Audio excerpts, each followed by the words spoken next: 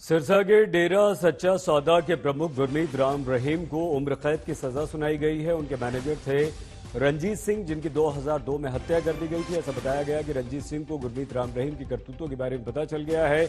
वो डेरा छोड़कर चला गया, बाद में हत्या कर दी गई। उनके बेटे ने केस दर्ज किया था। सीधे सत्येंद्र चौहान हमारे संवाददाता के पास आपको लिए चलते हैं। क्या सजा सुनाते हुए अदालत ने कहा है सत्येंद्र, और वो 5 लोग कौन थे जो गुरमीत राम रहीम के साथ सभी को उम्र कैद सुनाई गई है?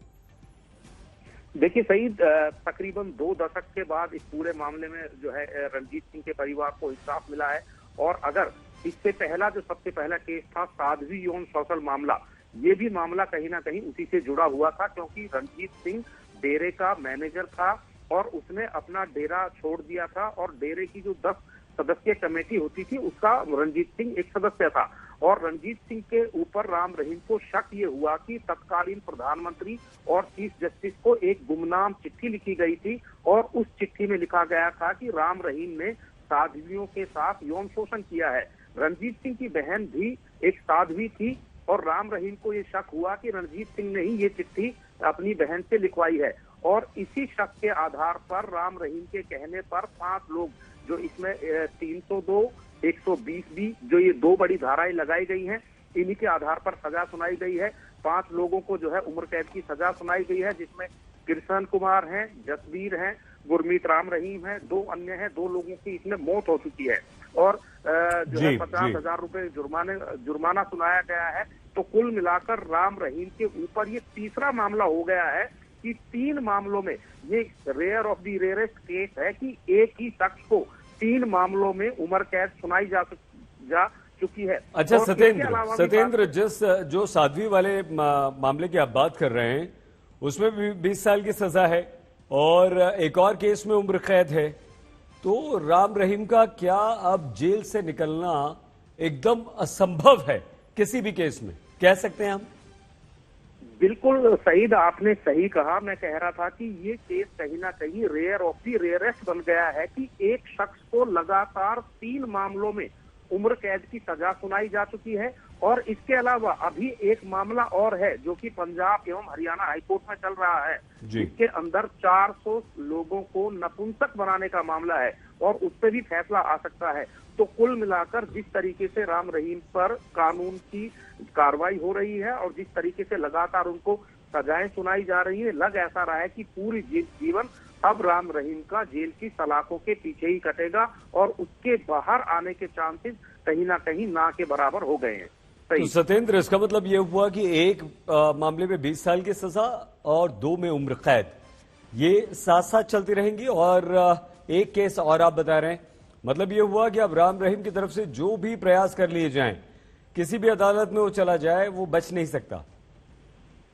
जी बिल्कुल, आपने सही फरमाया सईद। आप देखिए कि राम रहीम को एक मामले में 10-10 साल की 2 सजाएं हैं और वो 10-10 साल की सजाएं एक साथ नहीं चलेंगी, वो अलग अलग चलेंगी। ये जो पिछला कोर्ट का ऑर्डर था उसमें साफ लिखा गया था। उसके बाद उनको एक उम्र कैद की सजा सुनाई गई और उसके बाद आज रणजीत सिंह हत्या मामले में भी उम्र कैद की सजा सुनाई गई है। और इससे पहले पत्रकार रामचंद्र छत्रपति, जो कि सिरसा के फतेहाबाद में एक दैनिक अखबार निकालते थे और उन्होंने राम रहीम की वो चिट्ठियां छापी थी जो राम रहीम के खिलाफ सुप्रीम कोर्ट और उसमें भेजी गई थी। तो राम रहीम ने पत्रकार छत्रपति की हत्या करवा दी थी और डेरा का जो मैनेजर है रंजीत सिंह, जिसकी बहन ने चिट्ठियां लिखी गई थी, ऐसा शक राम रहीम को हुआ था और मैनेजर रंजीत सिंह की भी हत्या करवा दी थी। तो ये 3 मामले हैं, साध्वी यौन शोषण, पत्रकार छत्रपति और डेरा मैनेजर रंजीत सिंह। इन तीनों में फैसला आ चुका है, 2 में उम्र कैद की सजा और एक में 10-10 साल की। और अब जो चौथा मामला जिसकी मैं बात कर रहा हूँ, वो 400 साधुओं को नपुंसक बनाने का मामला है, जो कि पंजाब एवं हरियाणा हाईकोर्ट में विचाराधीन है। तो कुल मिलाकर राम रहीम पर कानून का शिकंजा बहुत अच्छे से कस चुका है और जिस तरीके से लगातार उनको सजा सुनाई जा रही है, लग ऐसा रहा है कि राम रहीम का अब इन जेल की सलाखों से बाहर आना मुश्किल ही नहीं, कहीं ना कहीं असंभव होता जा रहा है। बिल्कुल सत्येंद्र, ये डेरा सच्चा सौदा है क्या या था क्या, और उसके बाद कैसे राम रहीम की एक एक करतूत बाहर आने लगी और वो फंसता चला गया? देखिए, अगर आप इस पूरे मामले पर जाएं तो ये कहीं ना कहीं किसी एक फिल्म जो हॉरर थ्रिल सस्पेंस फिल्म होती है उस कहानी की तरह है। राम रहीम जो कि राजस्थान के हनुमानगढ़ गंगानगर जिले का रहने वाला था, गांव का, और इसका पुराने समय में एक आतंकवादी था जो कि राम रहीम के मामा का लड़का था। उसका फायदा उठाकर राम रहीम ने जो डेरा सच्चा सौदा है, शाह सतनाम मस्ताना इसके संस्थापक होते थे, उनसे डेरे की गद्दी जबरन छीन ली थी। और उसके बाद राम रहीम कहीं ना कहीं एक तरीके से पॉपुलर होता चला गया। लोगों को दिखावे का ये था कि लोगों की भलाई के काम किए जा रहे हैं, लेकिन सीबीआई ने और अन्य कई एजेंसियों ने इस पूरे मामले की दशकों तक जांच की है और उसके बाद निकल कर ये आया कि राम रहीम ने उन भलाई के कामों के आड़ में साधुओं के साथ यौन शोषण किया। यौन शोषण के अलावा बड़े तादाद में लोगों को नपुंसक बनाया। इसके अलावा 2 लोगों की हत्या का जो आरोप जो है राम रहीम के ऊपर लगा था। इसके अलावा राम रहीम ने फिल्मी दुनिया में भी कदम रखा और उनकी खासम खास हनीप्रीत, जिनके साथ उन्होंने फिल्मी गाने भी गाए, फिल्में भी की। तो राम रहीम की जो कहानी है उसमें रहस्य, रोमांस, थ्रिल, सस्पेंस सब कुछ है। और इस कहानी का अंत कहीं ना कहीं सीबीआई ने किया और सीबीआई की कोर्ट में सबसे पहले साध्वी यौन शोषण मामला, जो कि एक गुमनाम चिट्ठी के आधार पर पंचकुला की सीबीआई कोर्ट में दर्ज किया गया था, उसमें 10 साल की सजा सुनाई गई। और कहीं ना कहीं अन्य जितने भी मामले हैं उनके तार भी साध्वी यौन शोषण मामले से ही जुड़े हुए हैं। अगर आज के मामले की बात करें, रंजीत सिंह जो है डेरा के मैनेजर थे, इनकी बहन भी उन साधियों में शामिल थी जिन्होंने ये कंप्लेंट की थी। और जब गुरमीत राम रहीम और इसके खास लोगों को ये शक हुआ कि ये चिट्ठियां मैनेजर रंजीत सिंह ने लिखवाई है, तो रंजीत सिंह की भी कुरुक्षेत्र के रास्ते में गोली मारकर हत्या करवा दी गई।